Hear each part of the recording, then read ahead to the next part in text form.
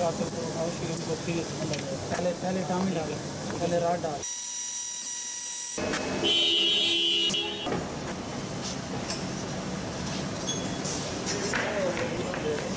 But when they see me by doing such type of the work, they're really surprised.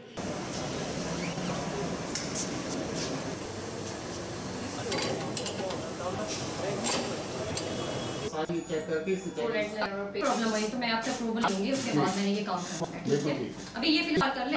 बहुत hard work करती है, जो भी काम इसको देते हैं ये बिल्कुल लड़कों की तरह करती है, हार्ड वर्क करके और बहुत मेहनत से और बहुत शौक से करती है। मैं एकदम शॉक हो गया कि भाई ये इतनी कम उम्र और इतनी नाजुक सी लड़की और इतने हैवी वेट उठाना, तो शायद मैं पाकिस्तान में फ़र्स्ट टाइम देख रहा हूँ।